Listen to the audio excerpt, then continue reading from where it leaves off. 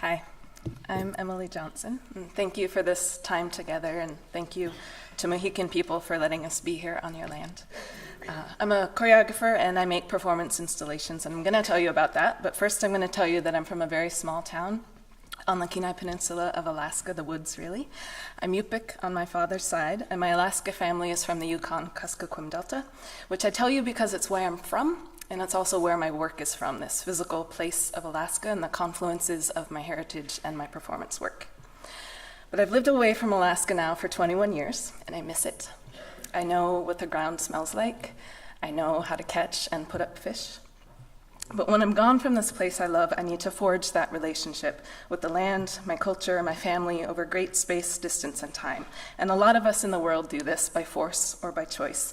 And it can lead to deep homesickness, but it can also lead, it has led me, to research, home, identity, connection to place, to generating family and community, to connecting our bodily life and movement with the ground. I really owe my work to this missing.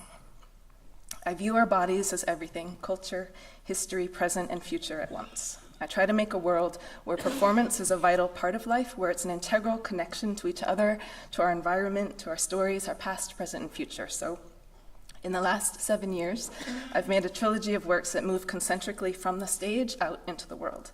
And I'm going to tell you about the last one, Shore, which since my last presentation has premiered and is on tour. Shore is a project that seeks to conjure future joy. It's a project of 4 equal parts that happen over the course of a week. There's a performance that moves from outdoors onto stage with a cast of about 45. There's story in the form of a curated reading, community action days created in partnership with local organizations, and a culminating celebratory potluck feast. And I have to say that Shore is a feat of collaboration that I learn a ton from. And I'm still in awe of how the organizations we've partnered with have embraced, supported, and become part of Shore. When we toured Shore to Lenape, Hoking, or New York City, we worked with 20 amazing organizations in 3 boroughs. We did a dune restoration planting in the Far Rockaways, partnering with Rockaway Waterfront Alliance and a group of about 30 teenagers who helped me design the day. We worked with Billion Oyster Project on Governor's Island to reintroduce oysters back into the New York estuary. Young, very young residents of Two Bridges neighborhood in the Lower East Side wrote poems about their neighborhood for the reading held in their community room.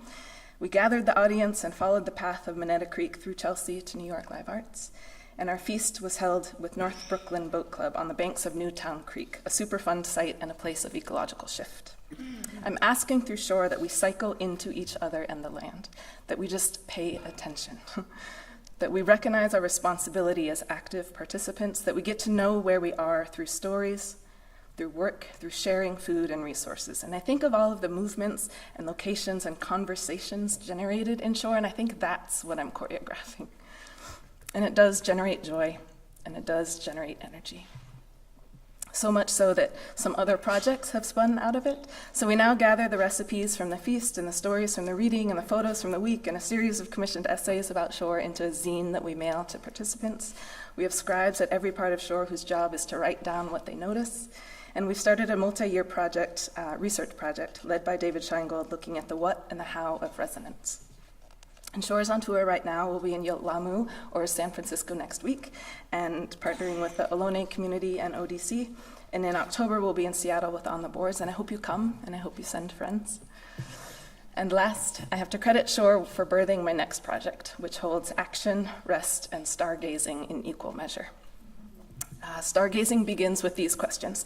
What do you want for your well-being? What do you want for the well-being of your friends and your family? For your neighborhood, for your city, for your town, or your reserve. The ideas are written by participants on quilt squares, which are being made into many quilts by other participants in Sewing Bees. And eventually these quilts will come together and it will be a very large open space, and we will invite you and everyone else to come and lay on your back and gaze at the stars all night long. And we'll have breakfast in the morning, and we will work with municipalities to shut off the lights so that we can better see the stars.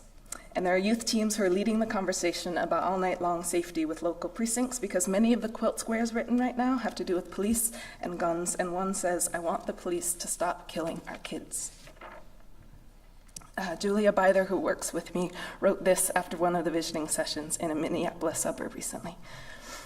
Bernice, who I met last week, returns with 3 younger sisters in tow. They write as many quilt squares as they can about animals and forests and ask me how to spell extinct.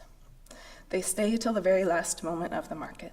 They share lots of ideas about how we are going to sew this quilt together. They help me pack up all the clothespins and markers and stack up all the quilt squares on top of one another to be tied up with twine. Thank you.